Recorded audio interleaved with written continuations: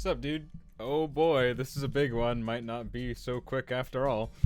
So let's talk about storytelling in video games, because storytelling is almost contentious in terms of the larger scope of gamers out there. You know, capital G gamers with the G Fuel and gamer stuffs.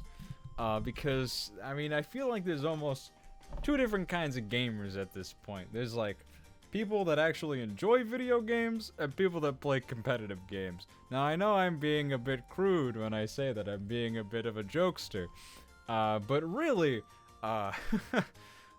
people that play competitive games don't seem to enjoy themselves very much. Some people like to play multiplayer, some people like to play shooters and things like that, but I'm always in there for the story, for the main quest, and I really do think that gaming is not could be, or not I think, I mean, really, for me, honestly, for me, gaming is like the peak of art. You know, really, like, there's so much that goes into it. There's obviously the coding, and obviously there's art to coding.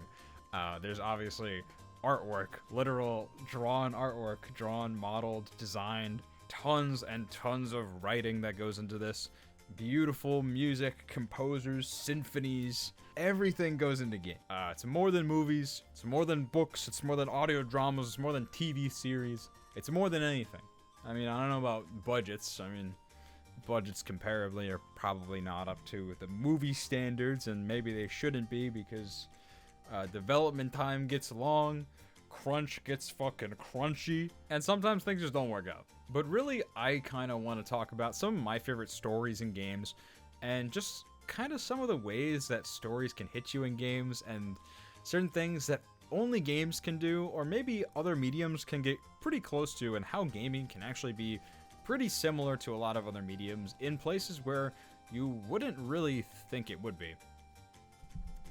For one thing, I want to talk about books, because I'm a fan of books. I've read a few books in my day, but what I really want to talk about is this idea that I've had for a while, where I really think that books and video games are kind of the most similar pieces of media, or like different mediums.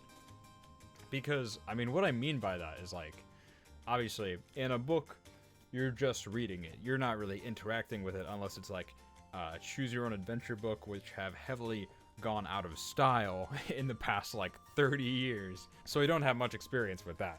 But books give you a certain level of POV that a movie or TV series can't, or usually doesn't. They release all in one.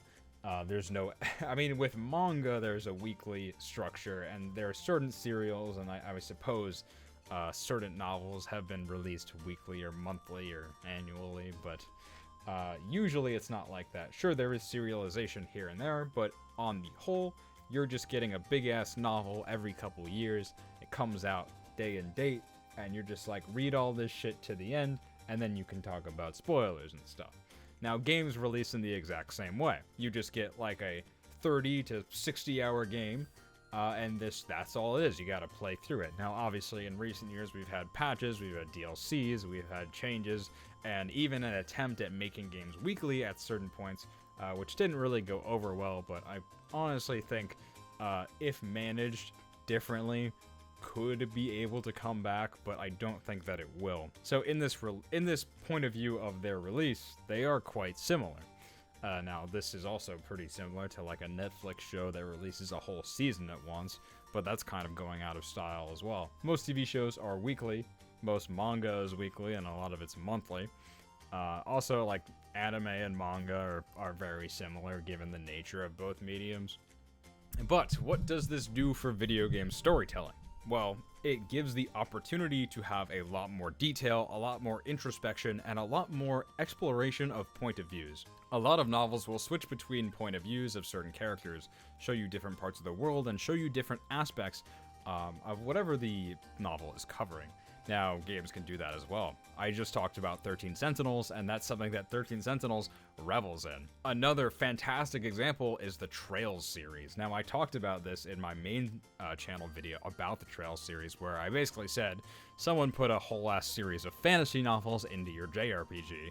because really, the entire series is structured much like a vast series of novels, where you have different protagonists, you're going from different points of the world, and it's all extremely detailed. There are multiple novels worth of text in every single game. People love pointing out the fact that Trails in the Sky second chapter, in its entirety, has more text than every single Lord of the Rings book. Now, if you compared that to Tolkien's entire library of fiction that he wrote in his life, it's probably not as much. But if you compared that to the entire Trails series, who's to say? And obviously, some games are just books, like visual novels. Now, visual novels usually do have some form of interaction with the player, choices, stuff like that. Sometimes they don't. Now, that's usually referred to as a kinetic visual novel. And I would still call it a game. You're still interfacing with it in the same way you turn the page in a book, but, you know, it's still an electronic, interactable medium. Now, there are games like Fate Stay Night, Ace Attorney, the Danganronpa series, the Zero Escape series, most recently the I games, that have very novel-like stories and present them in very novel-like ways, but with further gameplay. Beyond choices, Fate Stay Night is just choices, but the other ones have a lot more, whether that be close reading, deductive reasoning, other gameplay mechanics like the class trials in Danganronpa, the Somnium puzzles in I, and the escape rooms in Zero Escape. It'd be very similar to, like, if you were reading a book and it came with, like, a puzzle that you had to solve to continue the book. This is, okay, now I'm just making up, like, archaic, ye olde video games, like, pen and paper shit, which maybe that exists and I'm not aware of it.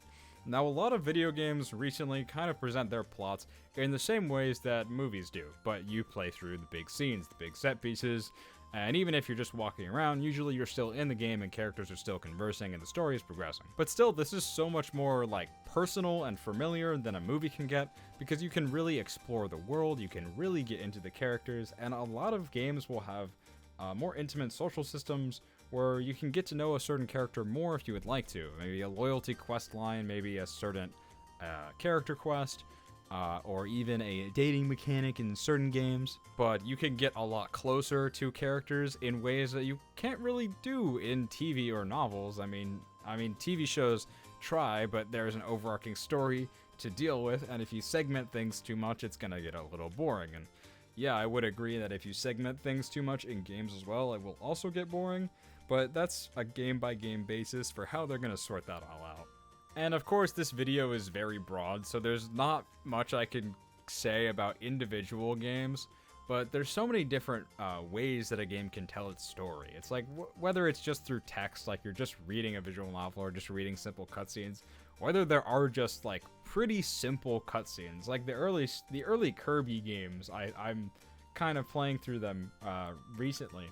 And they don't have, like, much story in them, but they do have story content, and they do have a lore content, and it's very fun to see how they describe that to the player, because they usually don't use text. They usually use very simple cutscenes, but there's still a lot that you can glean from that, and Kirby does have, like, a lot of pretty serious lore, but it's presented in such like a carefree and fun way that really fits the series. Some games have long-ass cutscenes with full production value, full voice acting, motion capture, all the works, and those are incredible. Like, I think to one of my favorite stories in a video game in recent years being Lost Judgment, and as well the first Judgment game, where it was like a full courtroom drama that you were playing through. And there were extended scenes where you're basically just watching a courtroom drama play out as it would on television. And I mean, that was still cool. I didn't care that I wasn't playing in the moment. I was just enjoying the story. This brings me to a problem a lot of people have with stories in video games, where they want to be always in the game. They want to be always doing something. But I've never really had that, because I just appreciate stories in gaming, and really, a story is usually my main motivation for playing the game at all. Like, I want to see where the characters are going, I want to see how, like, where they end up, how the story's going to play out, how the overall plot's going to play out. I want to learn about the lore, I want to learn about the background. But this stuff can also be very well integrated into the game. like as a character is growing up in their journey, they can be acquiring new skills and abilities and gameplay that can help you reach even greater heights, and that can really switch things up. I think back to Persona 3, where at a certain point in the game, when a character would go through a major character shift and a major revelation, their persona would basically evolve. Now, this in other games has been changed to completing social links, leading to persona evolution, which gives more input to the player, but kind of takes away from the story in the way that their arc isn't incorporated into the main plot as much as it could have been. Now, honestly, I think that the social link system in Persona games is getting kind of tired. Like, I'm pretty much done with it. And I think that there's a lot of stuff that they can do with it to make it better, more expedient, just more fun, more interesting. Because 10 ranks for every character is frankly ridiculous. That's all I'm saying. And there's many, many different formats. There's chapters.